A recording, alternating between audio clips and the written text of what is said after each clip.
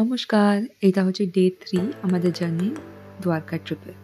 তো সকালবেলা আমরা প্রায় 8:30-9টার দিকে আমরা বেরিয়ে পড়েছি। ওই যে বলেছিলাম কালকে আমরা অলরেডি গাড়ি বুক করে রেখেছিলাম।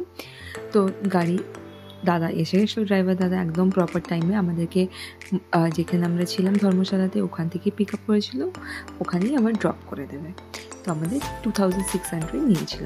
তো সব থেকে প্রথম যে লোকেশন আমাদেরকে দাদাভাই নিয়ে গেল সেটা হচ্ছে নাগেশ্বর জ্যোতির্লিঙ্গ, যেটা হচ্ছে শিব ঠাকুরের 12টা জ্যোতির্লিঙ্গের মধ্যে আরেকটা, যেটা দ্বারকাতে আছে। আর এটা হচ্ছে মন্দিরের এন্ট্রান্স। আর ওখানে একটা বিশাল বড় একটা শিব ঠাকুরের মূর্তিও আমরা আছে। হ্যাঁ, আমি সকাল সকাল গেছিলাম দেখে খুব একটা ভিড় পাইনি, বাট সেরকমও ইজি ছিল না। মোটামুটি আমাদের ঘুরতে আধ ঘন্টা 45 মিনিটের মতো তো লেগেই গেছে। এটাই হচ্ছে মেন মন্দির, যেখানে হচ্ছে আমাদের ঠাকুরের দর্শন হয়।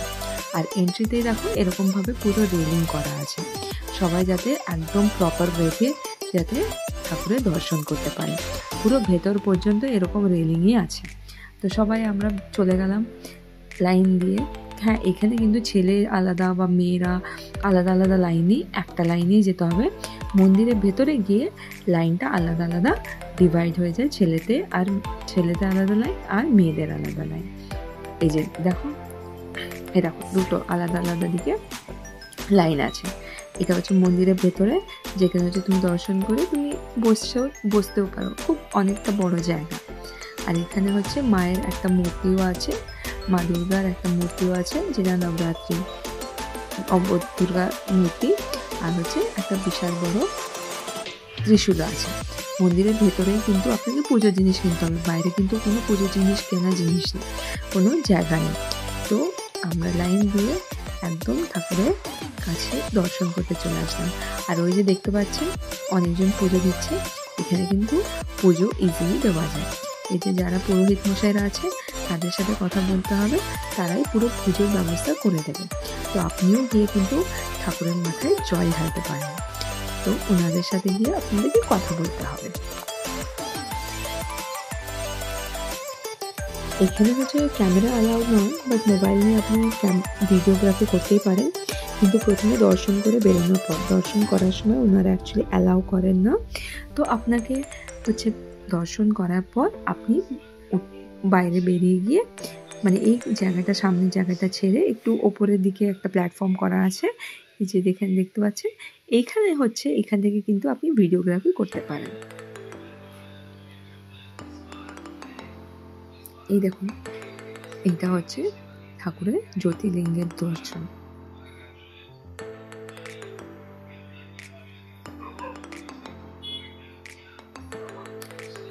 এখান থেকে বেরোনোর পরই আপনি যখন মন্দির থেকে যখন দর্শন করে উঠবেন, তখনই এখানে আছে নন্দী মহারাজ। এটা হচ্ছে ওখানে নন্দী মহারাজের মূর্তি। দিয়ে নন্দী মহারাজকে প্রণাম করে এখানে দর্শন করে মন্দির থেকে বেরোনোর পরই মন্দিরে একটা খুব সুন্দর জিনিস দেখলাম। সেটা হচ্ছে মন্দিরের বাইরে পেছনের দিকে একটা পুকুর আছে। আর পুকুরে দেখুন কত মাছ। এখানে মন্দিরের পেছনে যে পুকুরটা আছে প্রচুর মাছ আছে, অনেক বড় পুকুরটাই। আর এটা হচ্ছে মন্দিরের সারাউন্ডিংয়ের মধ্যে, গাছের নিচে। এটা এখনো কমপ্লিট হয়নি, কিন্তু কনস্ট্রাকশন চলছে। তো এখানেও হচ্ছে একটা শিব ঠাকুর, দুর্গা ঠাকুর মূর্তি, তার গণেশ নিয়ে আছে ঠিক গাছের নিচে। এই দেখুন, এখানেও নন্দী মহারাজ আছেন, দুই সন্তানকে নিয়ে বসে আছেন এখানে। তারপরে আমরা গেলাম এই বড় শিব ঠাকুরের মূর্তিটার কাছে। এরপরে নেক্সট ডেস্টিনেশন হচ্ছে অনেকটাই টাইম থেকে, এটা অনেকটাই দূর। আমরা বলেছিলাম ওখার কাছাকাছি এই জায়গাটা, বর্ডার এরিয়া। আগে আমরা বলতে করে যাওয়া যেত, বাট আমি ভেবেছিলাম বলতে করে আসবো, কিন্তু দাদাভাই বললেন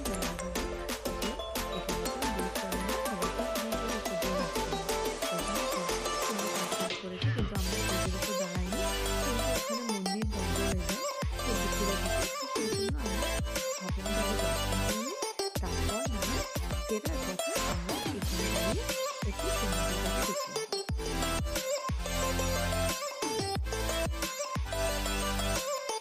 কিন্তু এখানে যেটা শুনলাম, যে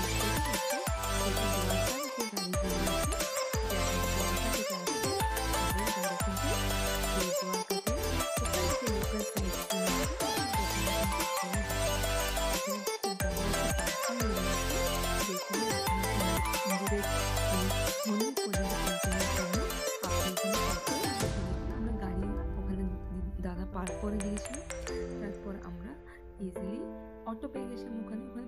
টোটো আছে, দিয়ে আমাদেরকে পৌঁছে দিয়েছিল এই দ্বারকাধীশ মন্দিরের কাছে, বেট দ্বারকাতে।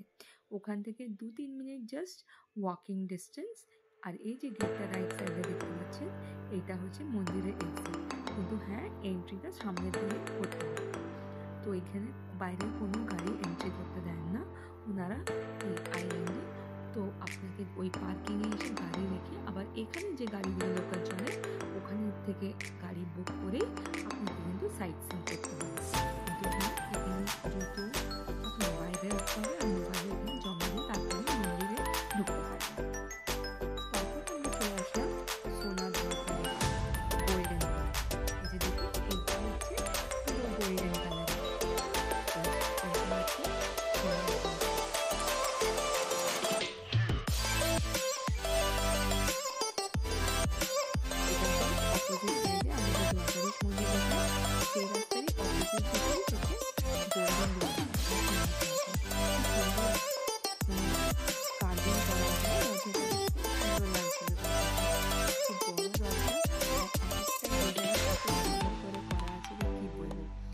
এইটা হচ্ছে পুরো গোল্ডেন কালারের, বাইরেটাও দেখলে এই দেখুন ভেতরে গোল্ডেন কালার আছে।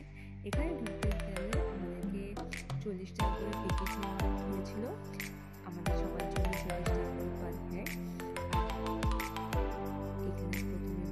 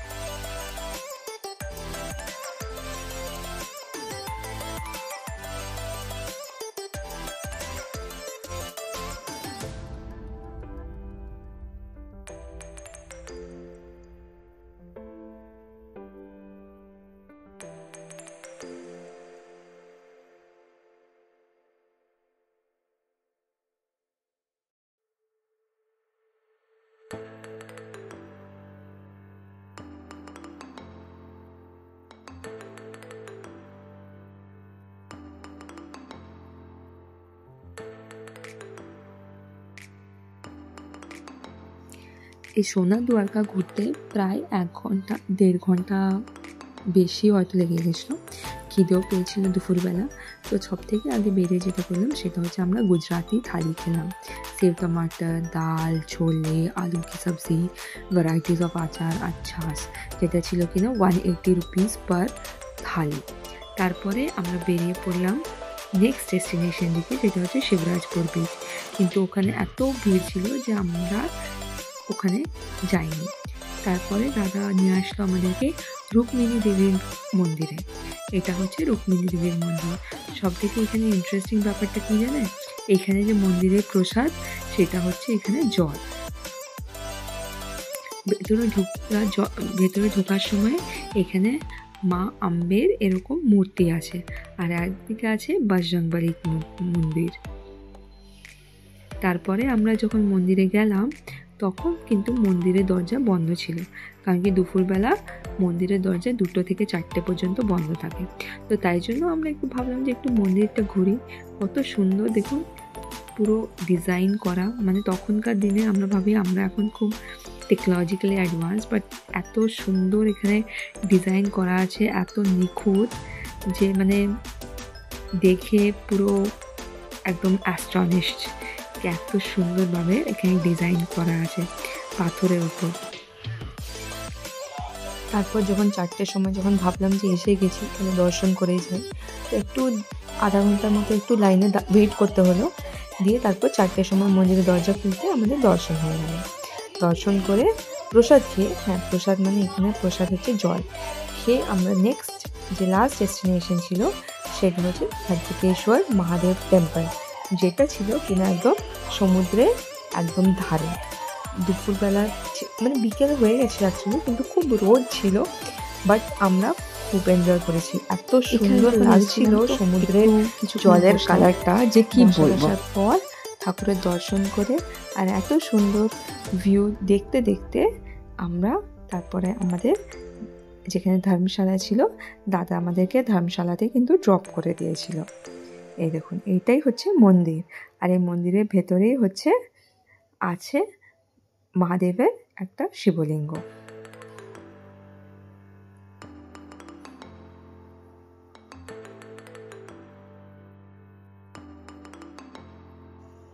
এটা হচ্ছে একটা কিন্তু restricted area in the sense কি নর্মাল যেমন বিচে হচ্ছে আমরা যাই, এখানে কিন্তু এটা অ্যালাউড নয়। তো সেই জন্য এখানে মোটামুটি আপনি দেখতে পারবেন যে হচ্ছে নিয়ার সি বিচ কেউই কিন্তু নেই। তো এইটাই হচ্ছে আমাদের লাস্ট স্টপ ছিল। তারপর দাদাভাই আমাদেরকে বাড়ি ছেড়ে দিয়েছিল। আজকে এই পর্যন্তই, আবার একটা আসছি পরের ভিডিওতে। থ্যাংক ইউ সবাইকে।